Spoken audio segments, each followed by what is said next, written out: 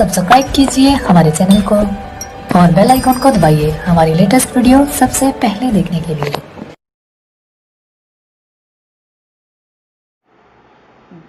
जैसा कि आप देख रहे हैं आपका चैनल एनसीईआरटी किंग एडू मंत्रा पर, और मैं छोटू आपका आज मैं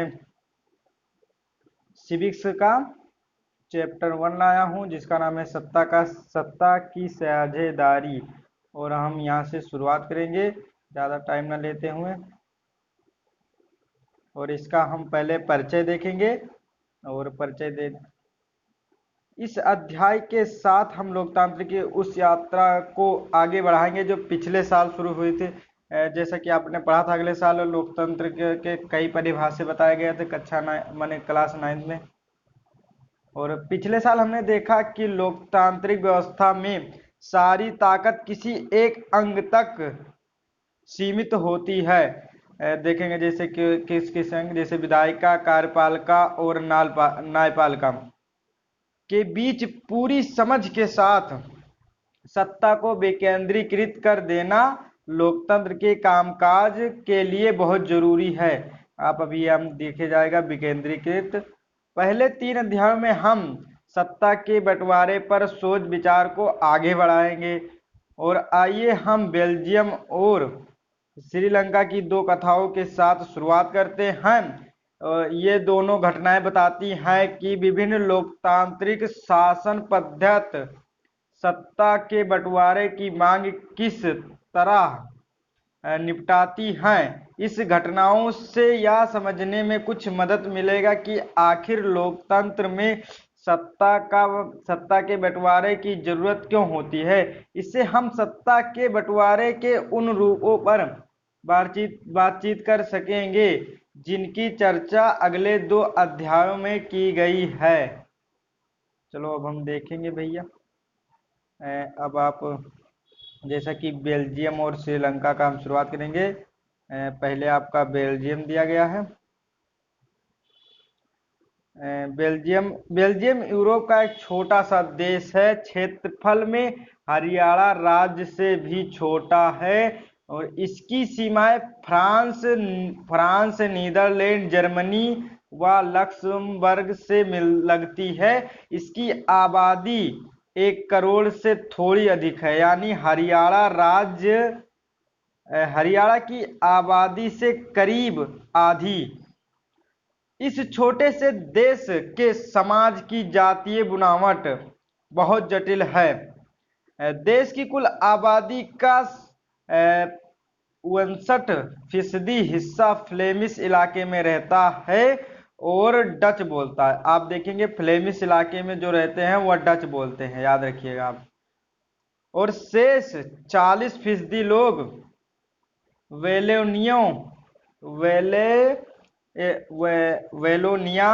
क्षेत्र में रहते हैं और फ्रेंच बोलते हैं। याद रखिएगा, जो 40% लोग थे वेलोनिया क्षेत्र में रहते हैं और फ्रेंच बोलते हैं। याद रखिएगा फ्रेंच। शेष 1% लोग जर्मन बोलते हैं। आप याद रखिएगा बेल्जियम में 3 भाषा बोला जाता है। पहला डच है और जो 59% आप याद रखिएगा आप, और दूसरा फ्रेंच 40% लोग बोलते हैं, और फिर और नीचे आइए तो 1% लोग जर्मन भाषा बोलते हैं।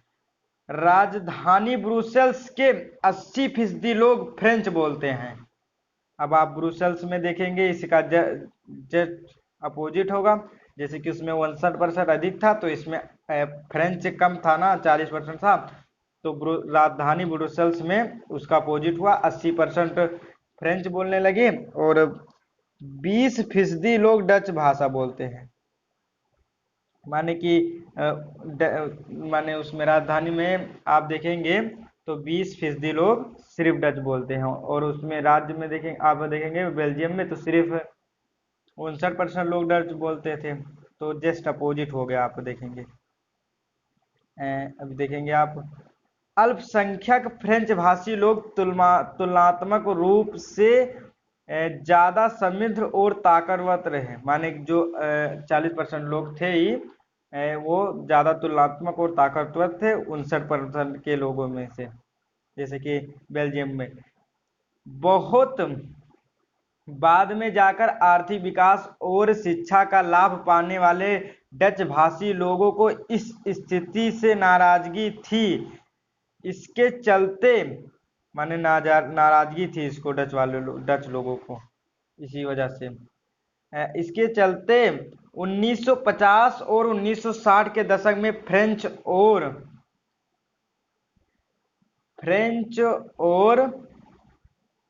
डच बोलने वाले समूहों के बीच तनाव बढ़ने लगा। किसके चलते आप देख सकते हैं, वो जो फ्रेंच बोलने वाले लोग थे वो माने कम तादाद में कम थे, लेकिन ताकतवर थे और ज़्यादा धनी थे, इसलिए इसके चलते। और इन दोनों समुदायों के टकराव का सबसे तीखा रूप ब्रुसेल्स में दिखा। आप देखेंगे राजधानी, यह एक विशेष तरह की समस्या थी।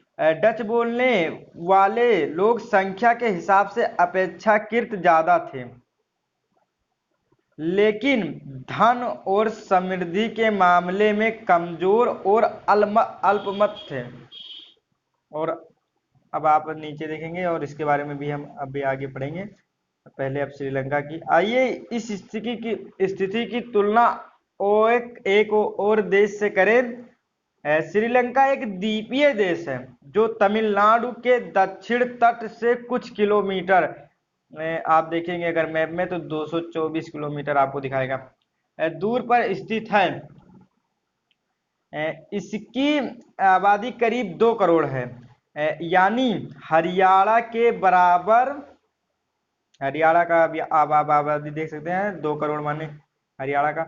और दक्षिण एशिया के अन्य देशों की तरह श्रीलंका की आबादी में कई जातीय समूह के लोग रहते हैं। देखेंगे आप दक्षिण एशिया के कई देशों की तरह। सबसे प्रमुख सामाजिक समूह सिंहलियों का है। देखेंगे सिंहली इसके प्रमुख है सामाजिक समूह, जिनकी आबादी कुल संख्या का 74% है। आप देखेंगे आप सिंहलियों का। फिर तमिलों का नंबर आता है, सेकंड नंबर पर आप देखेंगे तो तमिल है, जिनकी आबादी कुल जनसंख्या में 18% है।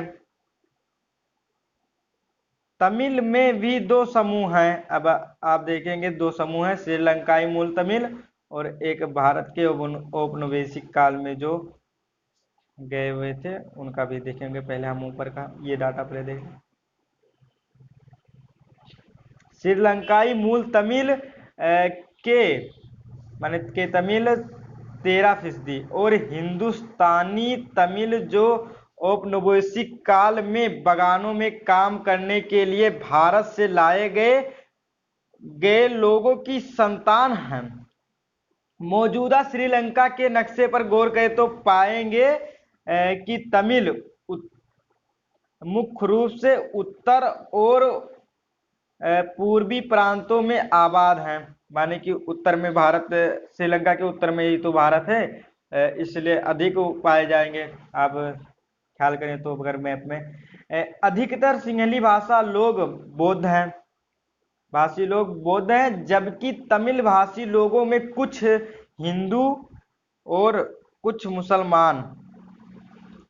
श्रीलंका की आबादी में ईसाई लोग का हिस्सा 7% है। आप देखेंगे श्रीलंका के आबादी में 7% ईसाई लोग भी हैं। और वे सिंहली और तमिल दोनों भाषाएं बोलते हैं। देखेंगे आप ईसाई लोग सिंहली और तमिल दोनों बोलते हैं।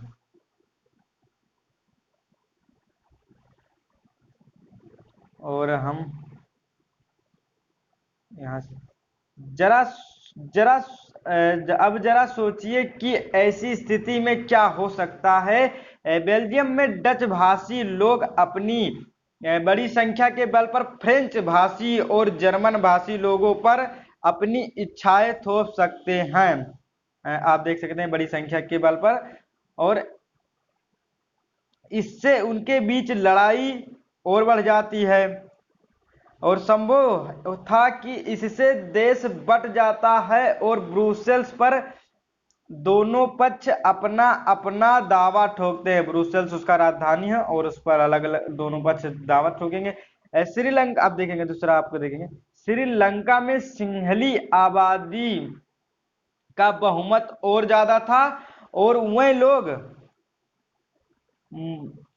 मुल्क में अपनी मनमानी चला सकते हैं। आइए अब यह देखें कि असल में दोनों देशों में क्या हुआ।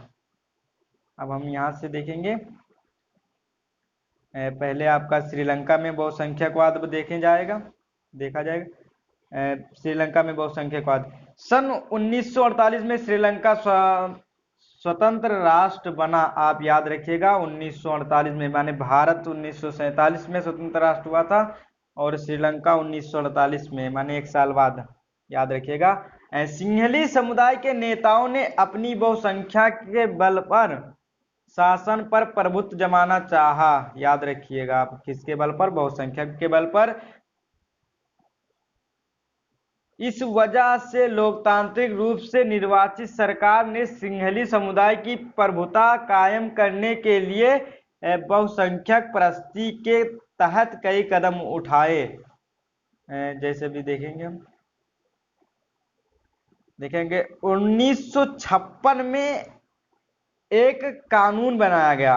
1956 में श्रीलंका का बनाया गया कानून आप देख सकते हैं, जिसके तहत तमिल को दरकिनार करके सिंहली को एकमात्र राजभाषा घोषित कर दिया गया। माने किसके तहत? 1956 के कानून बनाया गया था। उसके तहत क्या हुआ था आप याद रखिएगा कि माने तमिल को दरकिनार करके और सिंहली को एक मात्र राजभाषा घोषित कर दिया गया था। विश्वविद्यालयों और सरकारी नौकरी में सिंहलियों को प्राथमिकता देने की नीति भी चली। नए संविधान में यह प्रावधान भी किया गया कि सरकार बौद्ध मत को संरक्षण और बढ़ावा देगी। माने नया संविधान भी बनाया गया जिसमें बौद्ध मत के ऊपर किया गया। अब यहाँ पर तो एक, अब देखा जाएगा नीचे क्या हुआ। एक एक करके आइए इन सरकारी,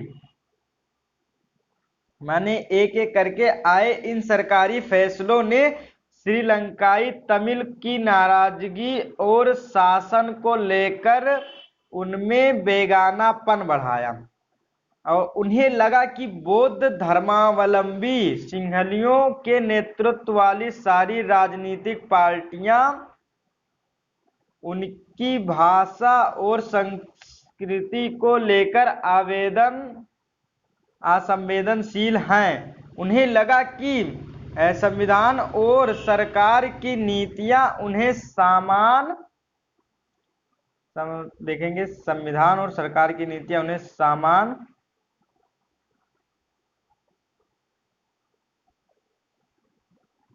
राजनीतिक अधिकारों से वंचित कर रही हैं। नौकरियों और फायदे के अन्य कामों में उनके साथ भेदभाव हो रहा है और उनके हितों की अनदेखी की जा रही है। परिणाम यह हुआ कि तमिल और सिंहली समुदायों के संबंध बिगड़ते चले गए।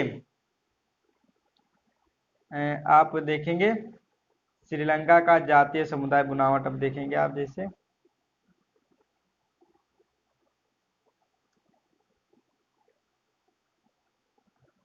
ये आप देखेंगे तो भारतवंशीय तमिल आप देखेंगे, क्योंकि इधर से आप देखेंगे तो आप ख्याल करिएगा तो यहाँ से भारत आपका नजदीक पड़ता है, इसलिए भारतीय देखेंगे।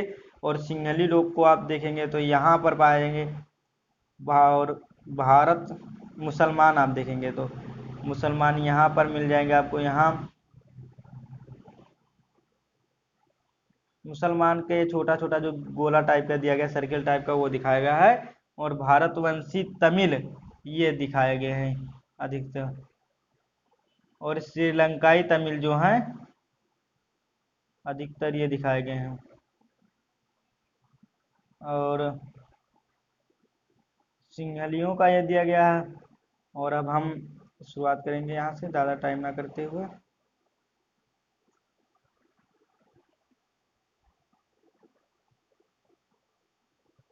आप बहुसंख्यक का जैसे डिफिनीशन आप देख सकते हैं। बहुसंख्यकवाद यह मानता है कि अगर कोई समुदाय बहुसंख्यक है तो वह अपने मनचाहे ढंग से देश का शासन कर सकता है, मनचाहे ढंग से कर सकता है, और इसके लिए वह अल्पसंख्यक समुदाय की जरूरत इच्छाओं की अवहेलना कर सकता है, माने टाल सकता है, अपने फायदा के लिए नुकसान कर सकता है। और हम एक क्वेश्चन दिया गया उसे भी देख लें थोड़ा सा। बहुसंख्यक समुदाय के शासन में क्या हर्ज है? अगर श्रीलंका में सिंहलियों का राज नहीं है तो किसका राज होगा?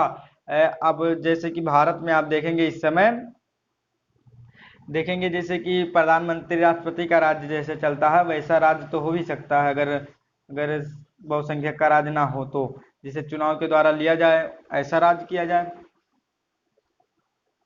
और अब हम ज़्यादा टाइम ना करते हुए और हम शुरुआत करेंगे।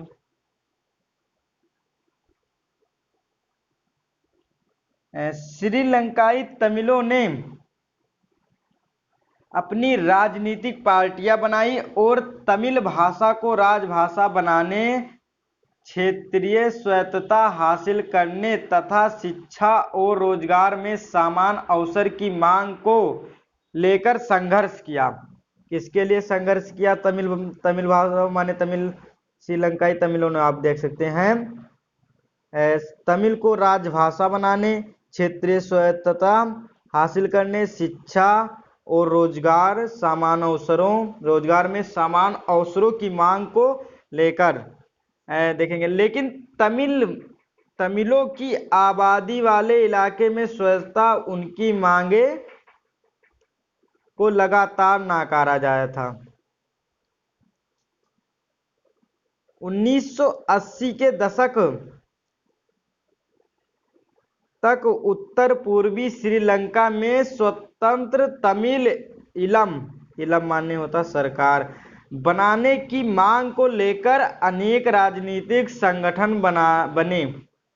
आप याद रखेंगे 1980 के दशक में उत्तर पूर्वी श्रीलंका में, माने तमिल देखेंगे आप अधिकतर तो उत्तर पूर्वी में तो ही पाए जाते हैं, तो इसलिए स्वतंत्र तमिल सरकार बनाने का माने स्वतंत्र सरकार बनाने का अनेक राजनीतिक संगठन बने। आप याद रखिएगा 1980 के दशक में। आपका 1 नंबर का क्वेश्चन आ सकता है कि श्रीलंका में 1980 में क्या हुआ था।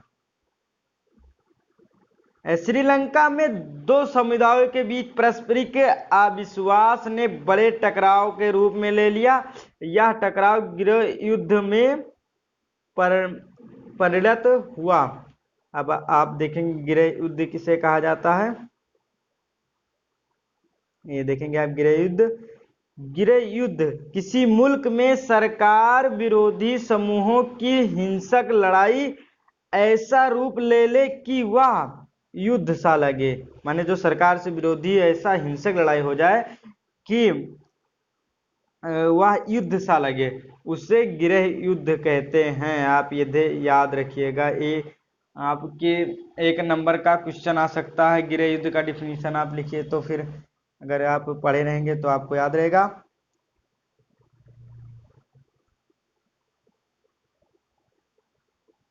परिणत हुआ।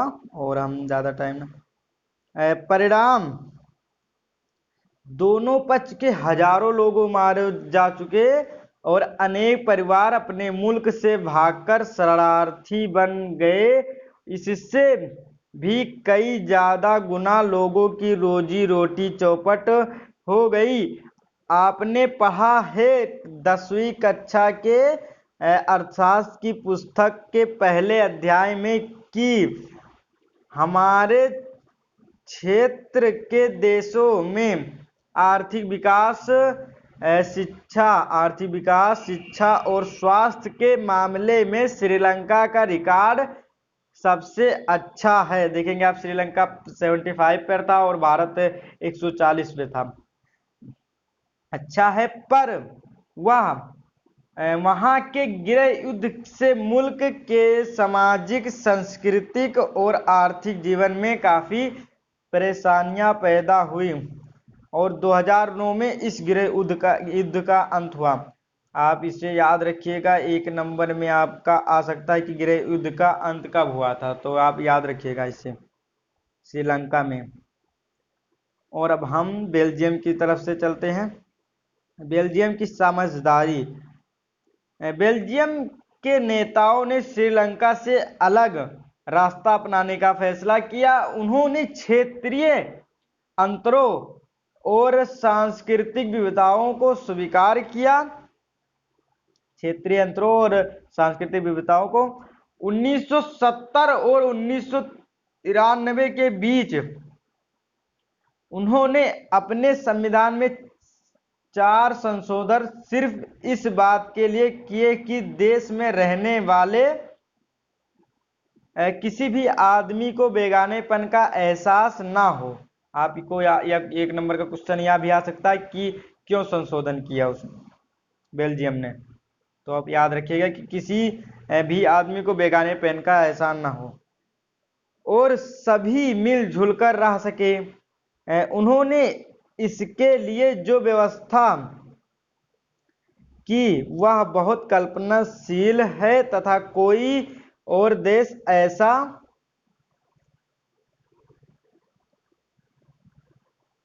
ऐसा नहीं कर पाया। बेल्जियम के मॉडल विशेष माने बेल्जियम के मॉडल की कुछ मुख्य बातें निम्नलिखित हैं, जैसे भी देखेंगे हम। संविधान में इस बात का स्पष्ट प्रावधान है कि केंद्रीय सरकार में डच और फ्रेंच भाषी मंत्रियों की संख्या समान रहेगी। कुछ विशेष कानून तभी बन सकते हैं जब दोनों भाषाई समूह के संसदों का बहुमत उसके पक्ष में हो। इस प्रकार की एक समुदाय के लोग एक तरफा फैसला नहीं कर सकते हैं। केंद्र सरकार की अनेक शक्तियां देश के 2 इलाकों को क्षेत्रीय सरकारों को सुदूर कर दी गई हैं, यानी राज्य सरकारें केंद्रीय सरकार के अधीन नहीं है। ब्रुसेल्स, अब देखेंगे आप राजधानी का बात है, ब्रुसेल्स में अलग सरकार है, इसमें दोनों समुदायों का समान प्रतिनिधित्व है। देखेंगे फ्रेंच भाषी लोगों ने ब्रुसेल्स में समान प्रतिनिधित्व के इस प्रस्ताव को स्वीकार किया क्योंकि डच भाषी लोगों ने केंद्रीय सरकार में बराबरी का प्रतिनिधित्व स्वीकार किया। और आप यहाँ पर देखेंगे आप 2 मैप दिया गया है, इसमें अलग अलग माने डच भाषा और फ्रेंच भाषा में लिखा गया है एक जगह का नाम, ताकि दोनों लोगों को पता चल जाए। और अब हम ज़्यादा टाइम ना करते हुए यहाँ से शुरुआत करेंगे और फिर देखेंगे आप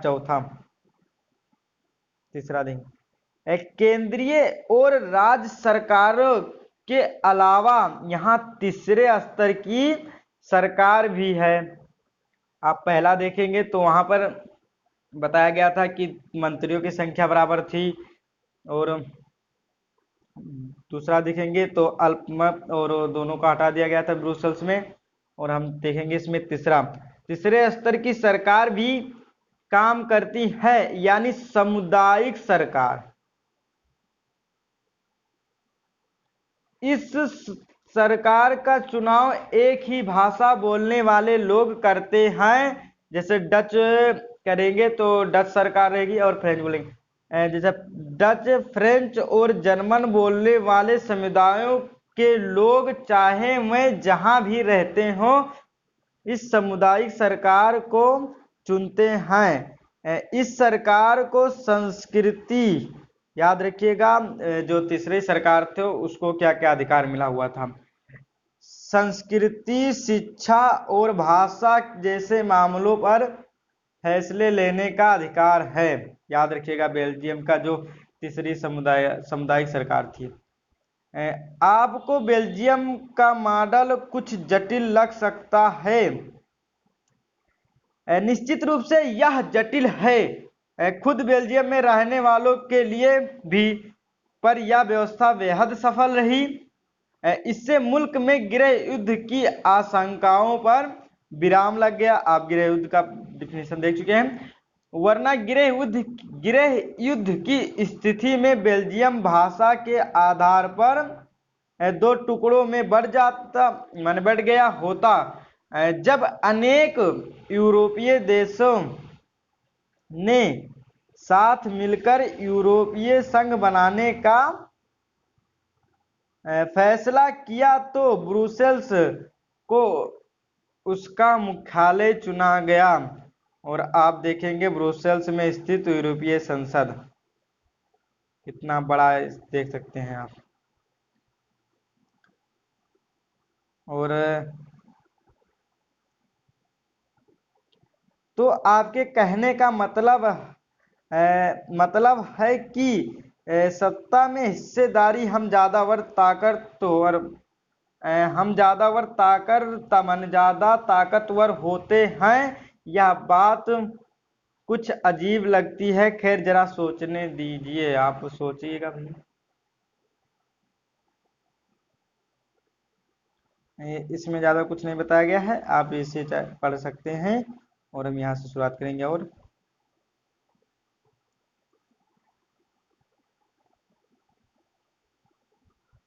देखेंगे बेल्जियम और श्रीलंका की इन कथाओं से हमें क्या शिक्षा मिलती है। दोनों ही देशों में दोनों देश लोकतांत्रिक हैं, फिर भी सत्ता में साझेदारी की सवाल को उन्होंने अलग अलग ढंग से निपटाने की कोशिश की। बेल्जियम के नेताओं को लगा विभिन्न समुदाय और क्षेत्रों की संभावनाओं का आदर करने पर ही देश की एकता संभव है। और इस एहसास के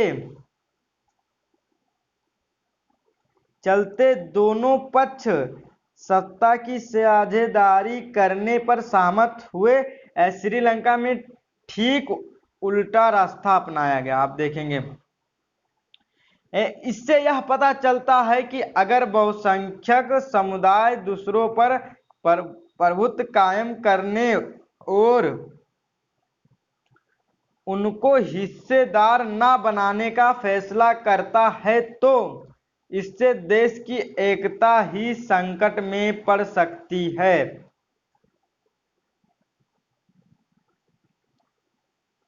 आप देखेंगे एक कार पे डबल ड्राइवर का सीट दिया गया।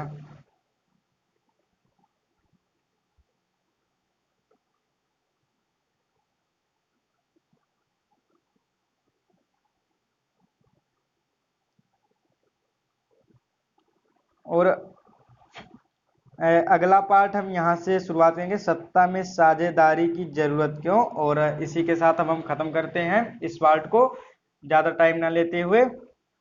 और आपको देखने के लिए धन्यवाद। और वीडियो को लाइक करें, कमेंट करें, जहां मुझसे गलती हुई बताने की कोशिश करें। और इसे अधिक से अधिक शेयर करें ताकि आपके दोस्तों, आपके भाइयों को मदद मिल सके। थैंक यू दोबारा।